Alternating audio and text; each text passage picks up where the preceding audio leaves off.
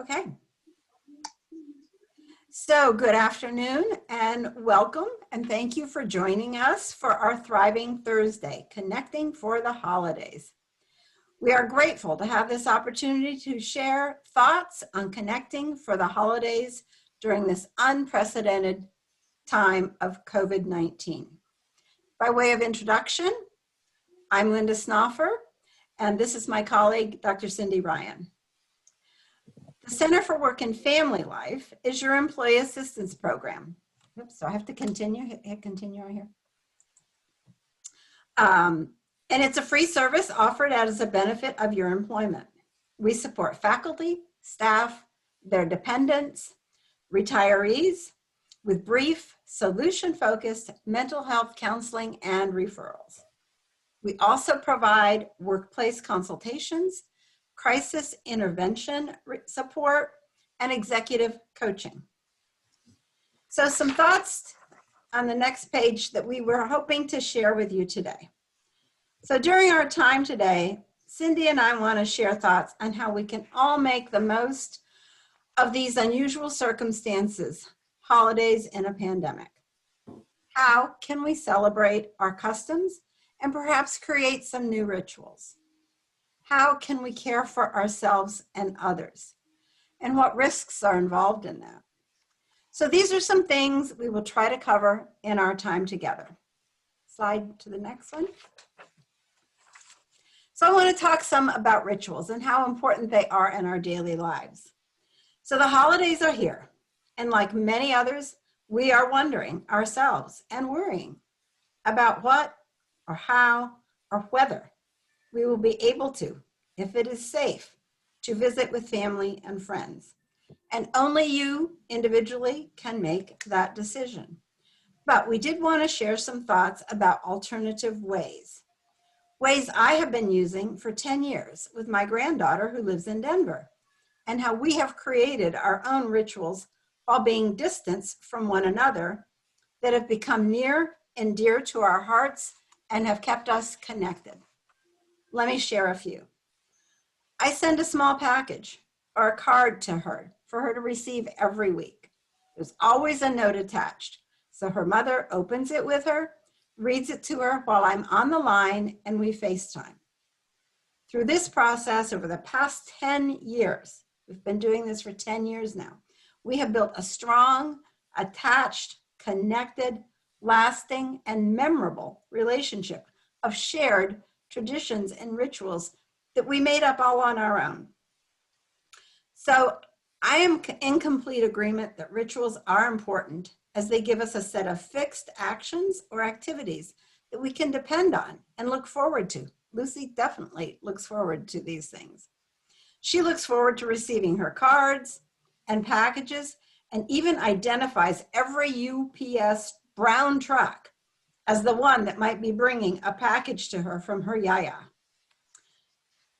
But for others, even something like having coffee and reading the newspaper in the morning is a ritual. So during these holidays, it's about shared moments with others, family, friends, across a table, adorned with festive and lovingly prepared meals, just differently. We can still do these things, and just adding a little more creativity. So think about it for a minute.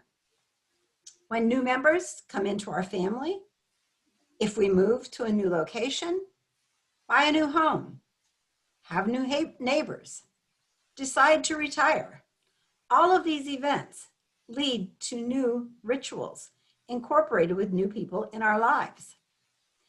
If we can look at this new, however unusual and unwanted situation, COVID, maybe we could think about that in terms of a positive for whatever new rituals might form this year.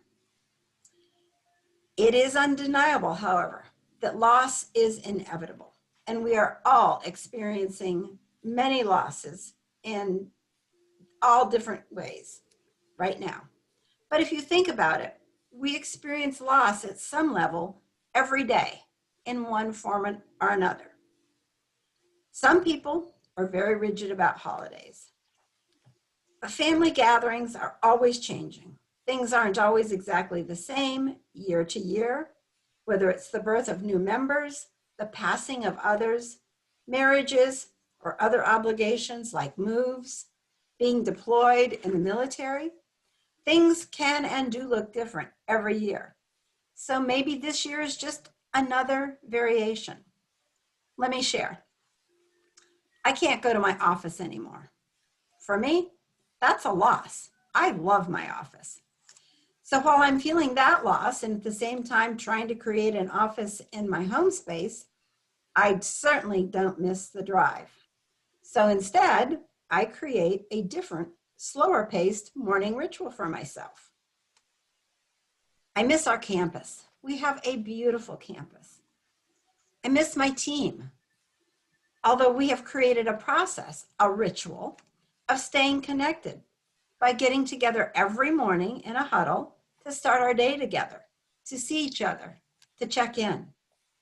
I still miss seeing some of my other colleagues, but still see many of them on Zoom meetings, for which I am most grateful.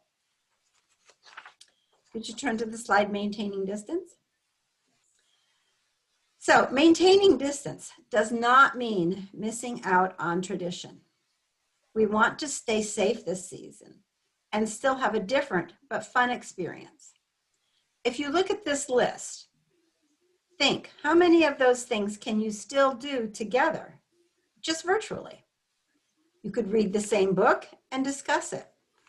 You could make traditional family foods and compare how each of them taste, even have a little contest. Whose is best? Make a craft together. Sing some songs together. Lucy and I just a couple of nights ago sang Christmas carols together. That was interesting. I shared with you one way I stayed connected with Lucy. Let me give you a few more. She, quote, takes me with her wherever she goes. So if she and her mother are heading out the door, her very words are, make sure and take Yaya. So we go shopping together, we cook together. She's even learned how to flip the iPad so that I can see the egg that she is cooking for her mother, and we discuss how the yolk is coming along. We bake together, we watch movies together, we do puzzles together, we've even made ceramics together. She had to read some pages for school, 20 each night. So every night, to meet her goal, we sat down and, using our iPads or FaceTime, read her 20 minutes together. So we have many, many opportunities to create closeness and still be together while being physically and distanced apart. You might decide to make a family recipe together, or send some cookies or desserts to everyone and enjoy them at the same time. You might decide to toast with a favorite beverage at the same time. Maybe even break up the planning and get everybody involved. For those of you who have enjoyed travel, and for me, a large part of the fun is in the planning, the thinking about it. What might we do? What might it look like? Where might we go? So see if you can incorporate that same thought process for the upcoming holidays. Be thinking about it ahead of time so you have that anticipation to look forward to. So just take a look at this slide here and see, is there some way you can make some of these things fun? Maybe something you've already done, something you could do, or given what I've told you, especially with my Lucy, new ways to make memories and rituals that could be fun and different. Can we turn to reflections and plans, please? So Christmas and the holidays, other holidays, are getting close. So what you want to do is you want to talk to those you normally see and offer some new ideas. What is most important to you during these holiday times? Offer some new ideas. See what they think. Knowing what you can control during this time will make not doing what you normally do a little bit easier.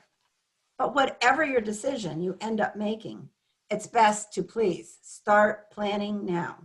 We just had Thanksgiving. So think, what was different? How did you still communicate with your loved ones?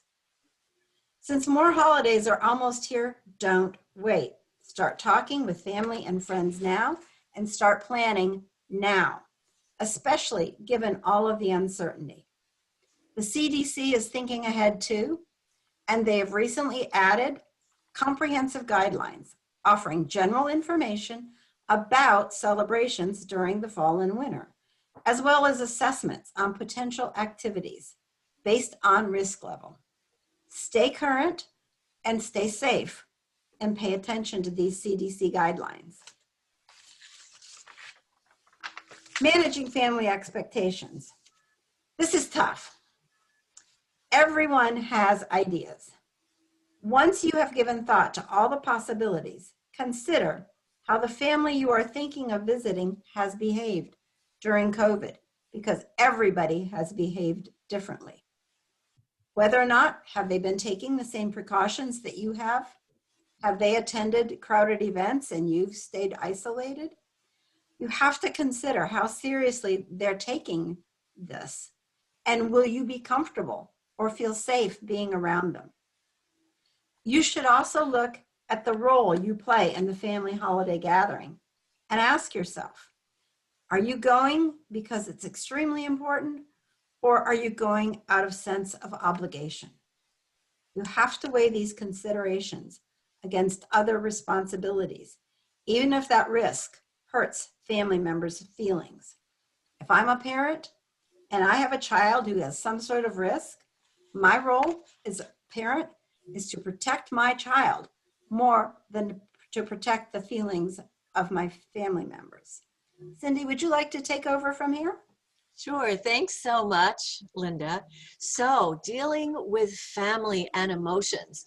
And we know this time of year anyway is a time when we have always associated the stress of the holiday season, and it's the whole range of emotions, whether fun and excitement to stress or worry. So we are knowing now in COVID times, we're actually feeling a little bit more of that amplified. So ultimately, it's understanding that we have very normal, appropriate, and natural emotions for all the experiences that revolve around our family.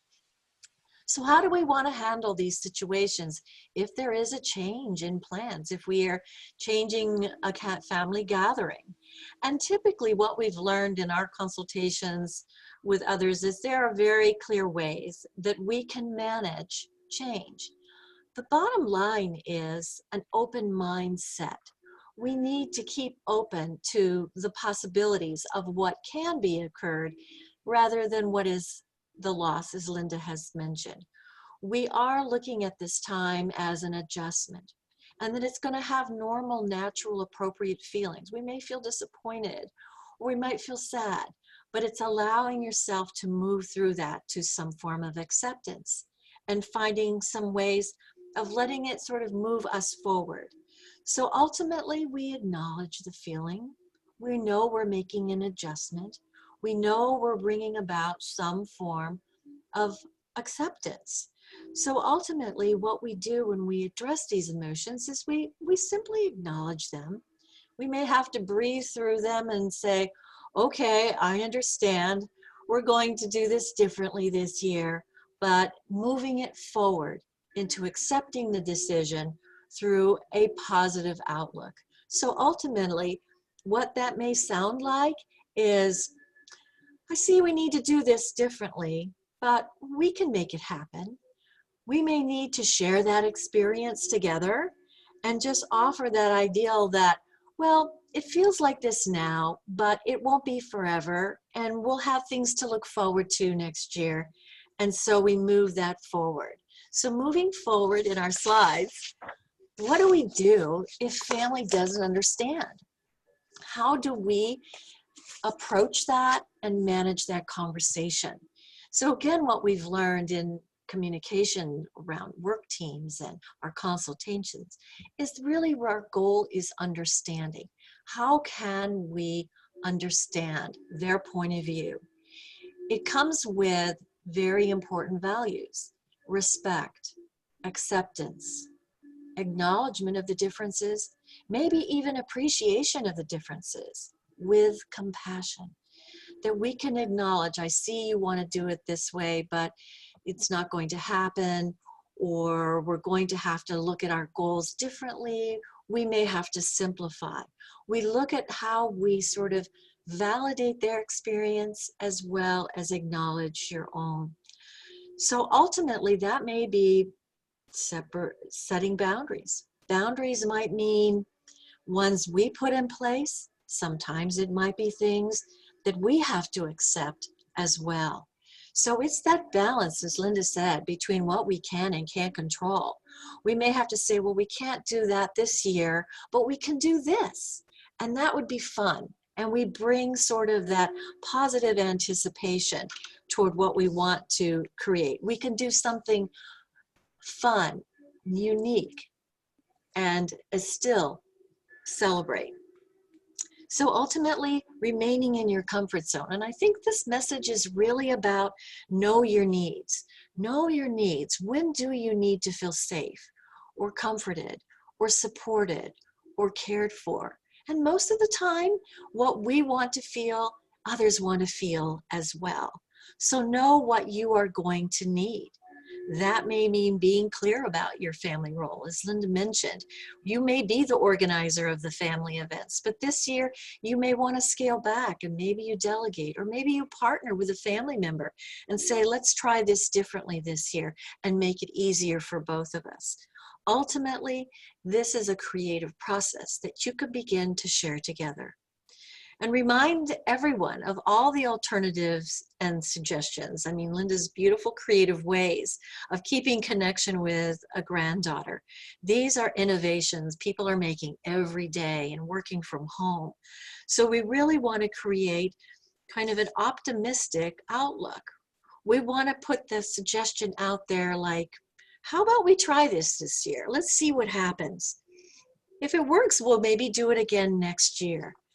So as we move forward, how do we care for others and as an act of celebration? You know, and I think we are looking at our wellness and our whole health and well-being in a very holistic way. And we know that we have to tend to our intellect and our mental, emotional health and our sense of validation in that. And we know that our thoughts can really impact how we feel and how we relate. So ultimately, when we are in this state of change, we may need to manage our thinking. We may need to think about, am I looking at this in a positive and optimistic point of view? Do I see the promise of the situation? Or is it going down a path that may be more pessimistic, and ultimately that can affect our emotional well-being? So ultimately, the message is seek a positive outlook. Look for the upside of something. It may be different on the one hand, but there may be some very positive aspects of that to consider. Our bodies, our nutrition, our sleep, our exercise, our balance is so essential. And we would say this all the time anyway in our guidance for the holidays. You know, manage how we're eating. We love this season with so many great foods. How do we find the best balance of nutrition? Are we getting good sleep? Are we making sure that we get the best of what we can for rest and restoration? And exercise. One of the things we've learned in COVID, working from home, that we do need to structure our exercise. We do need to make sure that we are keeping our 20 minutes 3 times a week exercise in place, because that ultimately really helps our sleep as well.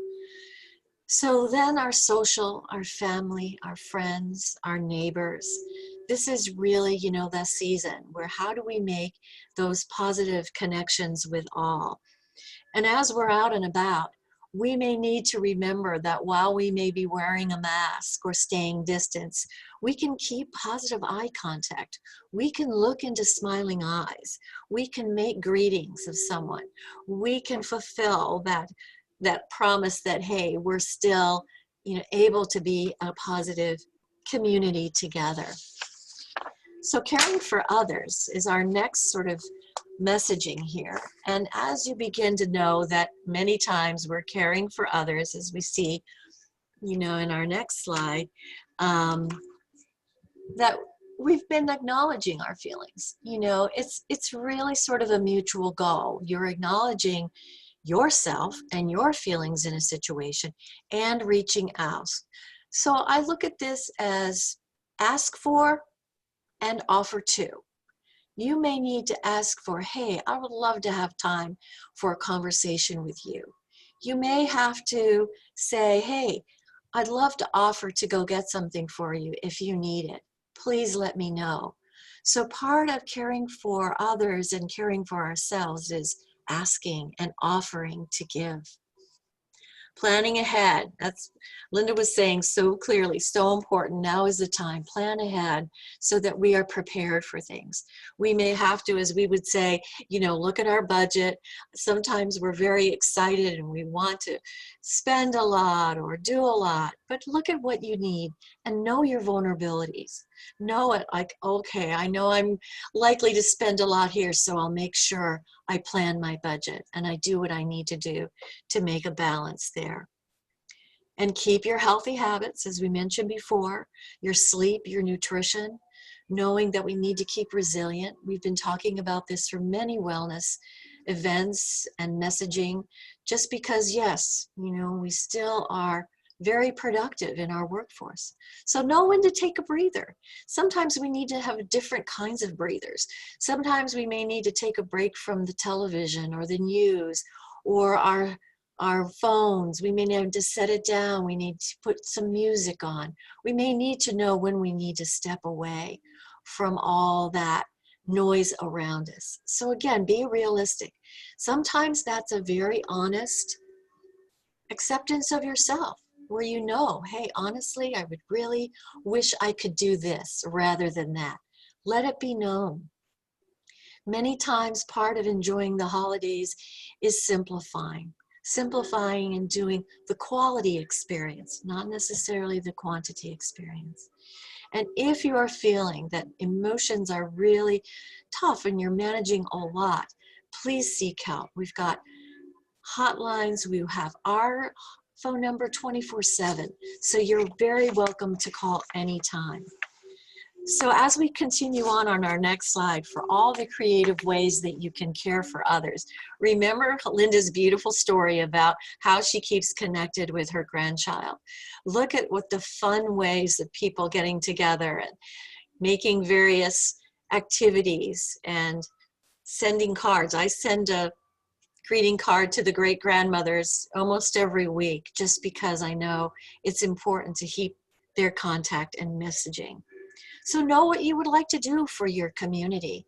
Online book clubs, bookstores, local organizations, churches often have Zoom meetings and discussions all the time.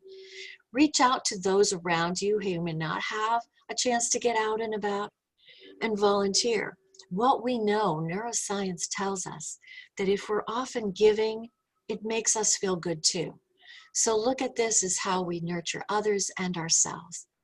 And honor our country through baking for soldiers, knitting hats, doing community donations to the local food banks, remembering all of us in our times. And really, that service can really foster these positive feelings of connection and community. So as we go through this, again, just another reminder for how we want to care for ourselves at the CDC and manage the risks of gathering in our next slide. There you go. And you know, Linda did a great job. Here is a website. These are all the resources. We can go to our communities and our cities around us and know what are the ways in which we need to honor and operate. We may be at low risk virtual activities and events. Other ones may be a little more high risk for gatherings in households with people that we are familiar. Different cities have different rules for whether they're gathering inside restaurants and what the provisions might be.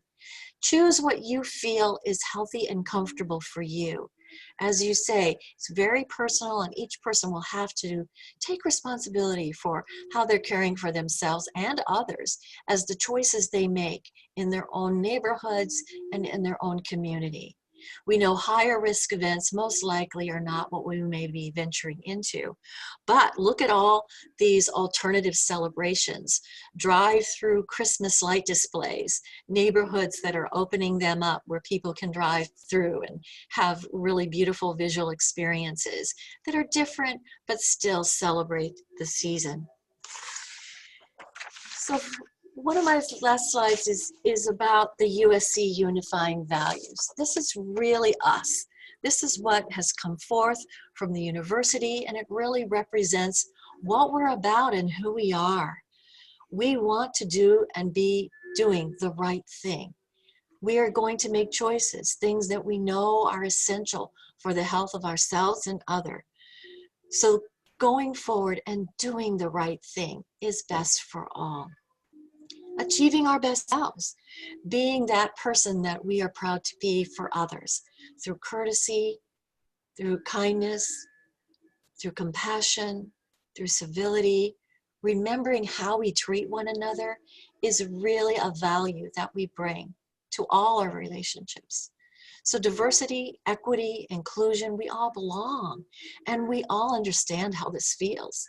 We're not alone. We understand, how we can feel this is different, but at the same time, we can really celebrate how creative and innovative we've become. Honoring our well-being as a whole person, as we said, our self-care, your precious resource, just taking care of you is really essential. Keeping open communication, sharing openly and honestly with others is a way in which we show respect for our relationships, as well as being able to grow them in a healthy way. Accountability, taking responsibility for our choices, knowing our actions have an effect on others. So being mindful as to how we are carrying ourselves and owning that responsibility. As Trojans, we know we act with integrity in the pursuit of excellence. We embrace diversity and equity and inclusion and promote well-being. We engage in open communication to be accountable for living our values while staying safe and healthy. So we want to thank you. Linda, do you want to? I do, Cindy.